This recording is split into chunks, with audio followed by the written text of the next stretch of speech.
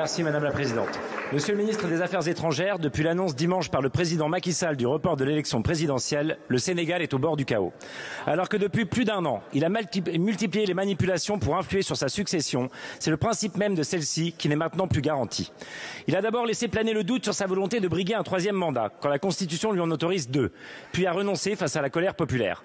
Le pouvoir sénégalais a alors multiplié, dans une pure logique de lawfare, les procès contre son principal opposant, Ousmane Sonko, qui a finalement été déclaré inéligible pour avoir diffamé l'un de ses ministres. Mais les différents partis d'opposition n'ont pas renoncé. Sentant l'élection à haut risque pour son dauphin, Macky Sall est alors passé en force et a fait adopter une loi qui reporte les élections de la fin du mois à la fin de l'année. Cette loi proscrit aussi désormais la procédure des parrainages citoyens, éliminant ainsi tous les candidats légalement désignés par le peuple. Monsieur le ministre, au-delà de son contenu antidémocratique, vous avez vu comme moi les conditions dans lesquelles cette loi a été adoptée.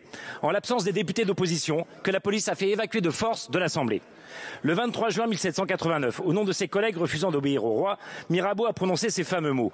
Allez dire au roi que nous sommes ici par la volonté du peuple et que nous n'en sortirons que par la force des baïonnettes.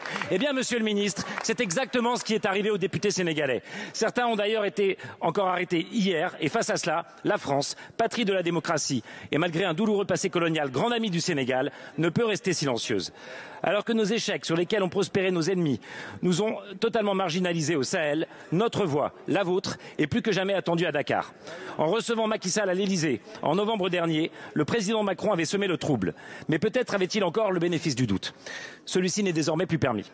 Alors comme démocrate et internationaliste convaincu, je crois connaître votre engagement, monsieur le ministre, et surtout comme ministre de la France, condamnez-vous clairement le coup d'État institutionnel en cours au Sénégal et appelez-vous comme l'Union africaine et la CEDEAO au maintien des élections le 25 février prochain. Je vous remercie.